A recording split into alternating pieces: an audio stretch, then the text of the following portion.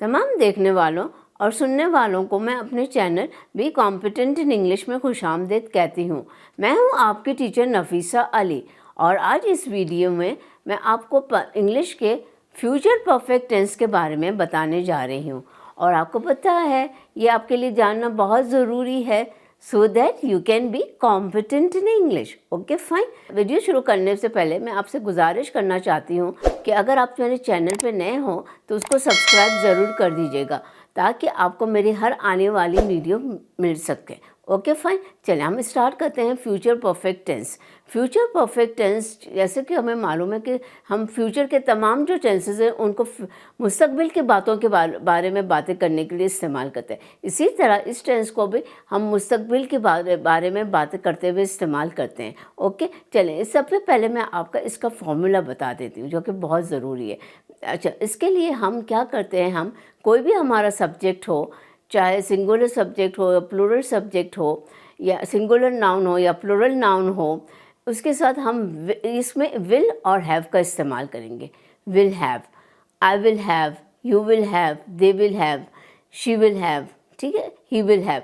और उसके साथ हम past participle form of the verb लगाएंगे जो कि उसमें दोनों past participle form of the verb होते हैं जो कि रेगुलर्स भी होते हैं या इरेगुलर भी होते हैं। हम वो दोनों यहाँ पे इस्तेमाल करेंगे। आप कैसे कहोगे? I will have finished my assignment by tomorrow. I will have completed my homework by tonight. Okay fine. इसी तरह हम इसमें बात करेंगे और इसको नेगेटिव बनाने के लिए हम क्या करेंगे कि इसमें नॉट लगा देंगे, जिसका अब आई विल हैव नॉट, हैव के साथ आप not, I will have not completed my homework by tomorrow. Okay, I will not have completed my assignment by the deadline. Okay fine, is it clear? तो इसको अब विल नॉट का short form भी यहाँ पे इस्तेमाल करते हैं, I won't. I won't, won't को आपको पता है WON अपॉस्ट्रोफी एन और अपॉस्ट्रोफी और टिक लगाते हैं। वोंट जो हम बनाते हैं वो उसका विल नॉट का जो शॉर्ट फॉर्म है वो भी आप यहाँ पे यूज़ करते हैं। आप कैसे कहोगे? I won't have completed my homework, I won't have done my assignment. जो भी आपको बोलना है तो आप उसके लिए आप आई वोंट का, आई विल का, आई विल नॉट और आई वोंट दोनों यहाँ पे अप्रोप्रिएट रहेंगे। चलें आए इसके हम यूसेजेस के बारे में बात करते हैं। आपको पता है कि ज़रा ट्रिकी टेंस है, ट्रिकी है लेकिन बहुत इंटरेस्टिंग है, मुझे बड़ा मज़ा आता है इसमें। ओके फाइन, चलें इसके बात करते हैं। हम ये फ्यूचर परफेक्ट टेंस हम फ्यूचर की उन बातों के बारे में इस्तेमाल करते हैं जो कि एक स्पेसिफ़िक मखसूस टाइम पे फ्यूचर में मुकम्मल होने वाला हो। हमारा ख़्याल है कि वो इस वक्त तक वो काम मुकम्मल हो जाएगा। हम कहते हैं या उस वक्त तक ये काम हम कर लेंगे, जो भी है। तो ऐसे कोई काम के लिए हम जब बात करने की होती है तो हम इसके लिए ये टेंस इस्तेमाल करते हैं, यानी कि we use this tense to talk about a finished event at a specific time in the future. Okay fine, is it clear? अच्छा, अब इसको कैसे हम बोलेंगे? हम जैसे ये कहेंगे कि हम ये कहेंगे, इसके लिए हम एक्सप्रेशन इस्तेमाल करते हैं, मुख्तलिफ एक्सप्रेशन इस्तेमाल करते हैं। By the time, by the end of this year, by next week, by next month, by Monday, by Tuesday, by tomorrow, by then और व्हेन और ऑलरेडी, ये सारे एक्सप्रेशंस हम इसके लिए इस्तेमाल करते हैं। अब आप इससे कैसे बात करोगे? जिस तरह आपको ये कहना है कि मैं इस साल के आखिर तक अपना ग्रेजुएशन कंप्लीट कर लूँगी।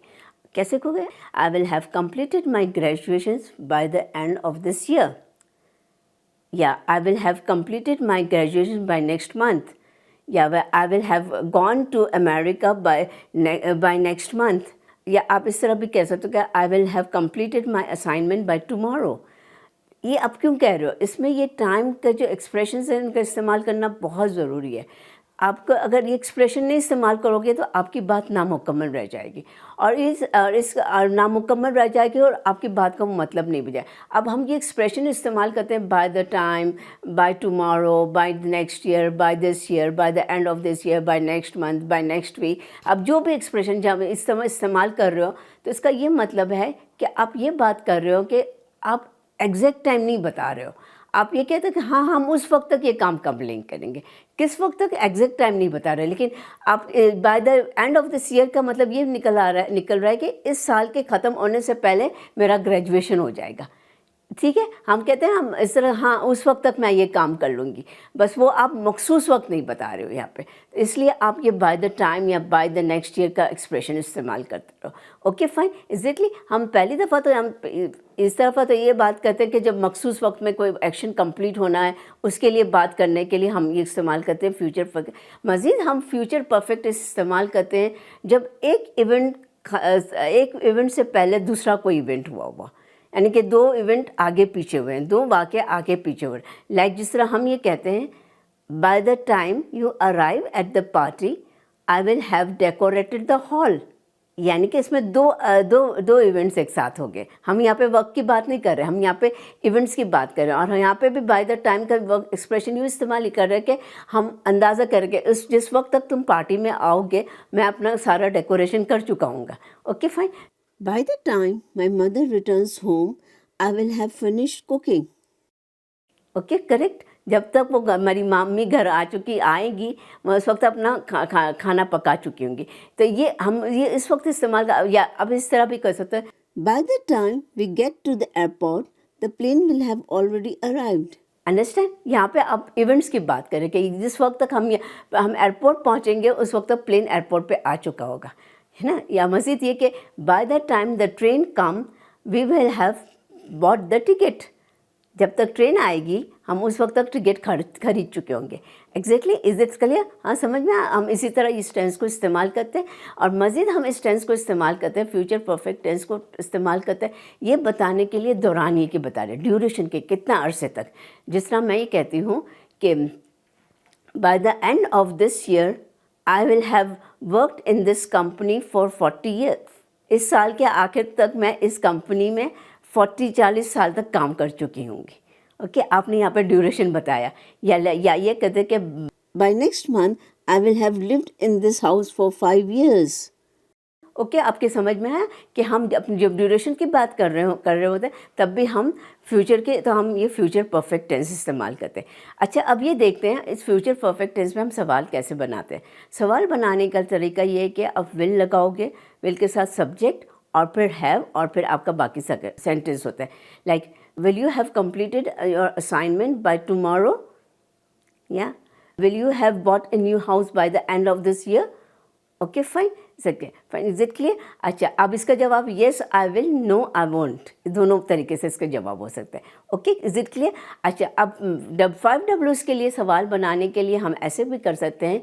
फॉर एग्जाम्पल हम ये कहते हैं, by what time will you have arrived at the meeting, why will you have decided to move to America by the end of this year, how much will you have spend on this project by the end of this year. Okay fine, is it? ये time का expression लगाना आपके लिए बहुत ज़रूरी है, इसके बगैर ये टेंस नामुकम्मल रहेगा। होप आपको ये टेंस समझ में आ गया होगा। अगर कोई सवाल हो तो आप मुझे कमेंट सेक्शन में या ईमेल में ज़रूर में लिख दीजिएगा। मुझे आप लोगों के सवाल के जवाब देकर बड़ी मुसर्रत होगी। हाँ, वीडियो अच्छी लगे तो लाइक के निशान पर ज़रूर क्लिक कर दीजिएगा। ओके, अगली वीडियो तक के लिए इजाज़त लेती हूँ। Bye for now.